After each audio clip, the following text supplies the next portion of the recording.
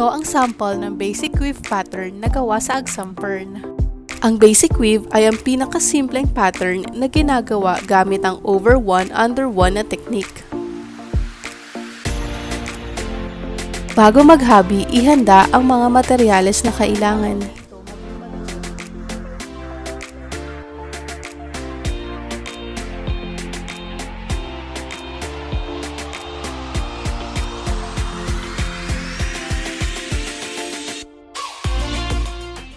Kung handa na, una ay mag-spray ng tubig sa agsam para hindi ito maging malutong.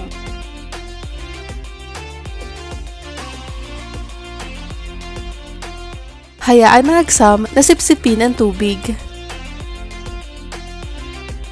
Upang makagawa ng 1 foot square inch woven agsam, magsukat ng 14 inches na haba ng agsam at gupitin ito.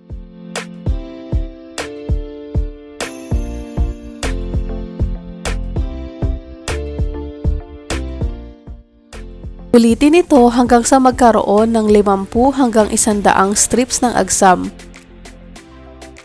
Pagkatapos, gumupit ng masking tape, pagdikitin ang dalawang dulo at idikit sa gitna ng lamesa. Kumuha ng agsam strip at mula sa kaliwa, idikit ang gitnang bahagi sa masking tape ng patayo.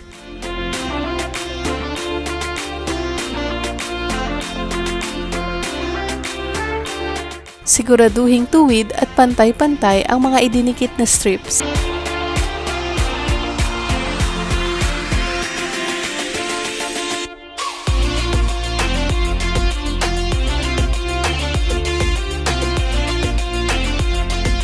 Pagkatapos, bilangin ang idinikit na patayong strips.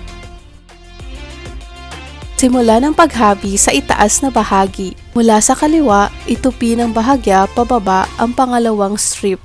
Sunod ay itupi ang ibang strips ng pasalit-salit o alternate.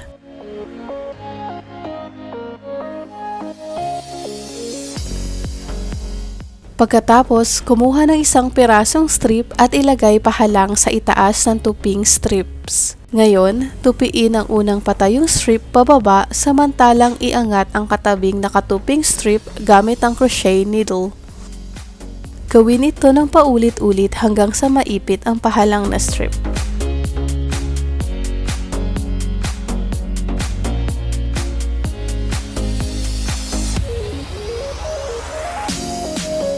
Ulitin ang prosesong ito hanggang sa maabot ang tamang sukat na kailangan.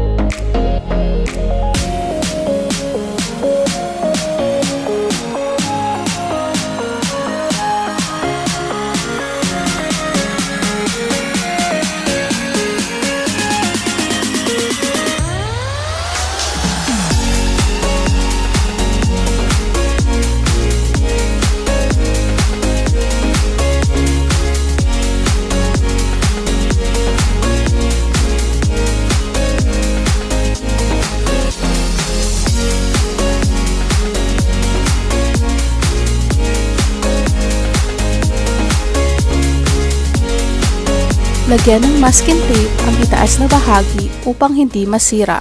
Sunod ay ang maghabi sa ibabang bahagi. Gawin muli ang pasalit-salit o alternate na proseso hanggang sa makuha ang nais na sukat. Lagyan ng masking tape ang lahat ng gilid para hindi ito masira.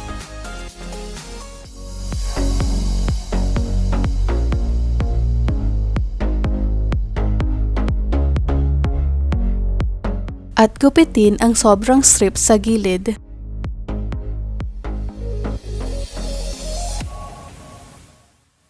At ito na ang agsam na hinabi gamit ang basic weaving technique.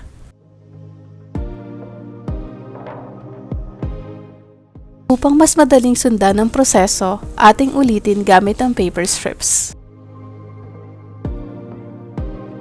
Simulan natin sa pagdikit ng paper strips sa masking tape ng patayo.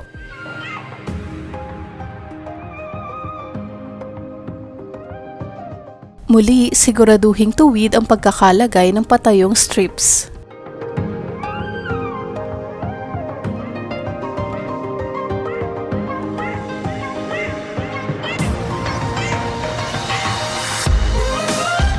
Simulan ang paghabi sa itaas na bahagi. Mula sa kaliwa, itupi ng bahagya ang pangalawang strip at gawin ito ng pasalit-salit o alternate.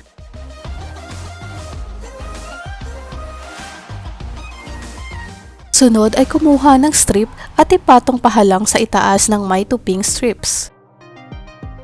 Ipitin ang pahalang na strip sa pamamagitan ng pagtupi sa unang patayong strip at pag-angat sa katabing strip. Ulitin lamang ang prosesong ito hanggang sa mabuo ang itaas na bahagi.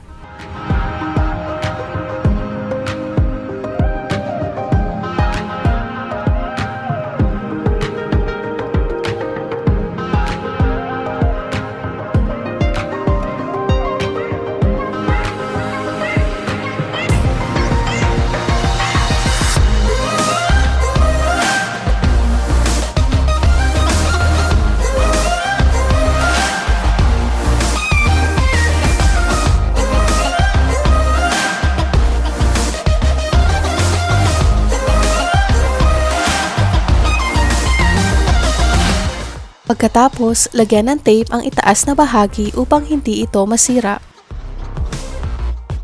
Ngayon, pwede na tayong maghabi sa ibabang bahagi. Mula sa kaliwa, itaas ng bahagya ang unang strip at gawin ito sa ibang strips ng pasalit-salit o alternate. Kumuha ng isang strip at ipatong pahalang sa ilalim ng may tuping strip. Pagkatapos, ibaba ang nakatuping strip at itupi naman pataas ang katabing strip. Gawin ito ng paulit-ulit hanggang maipit ang pahalang na strip.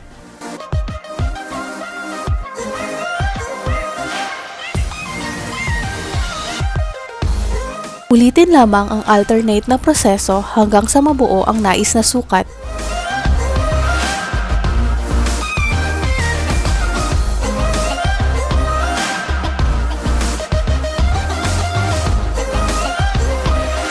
At panghuli, siguraduhing lagyan ng masking tape ang bawat gilid upang hindi ito masira.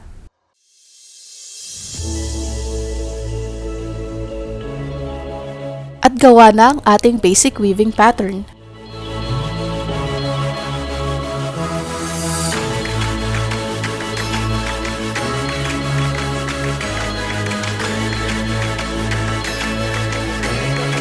Sana sa paggamit ng paper strips ay madali na ninyong masundan ang basic weave pattern. Gawin lamang ito ng paulit-ulit hanggang sa masanay.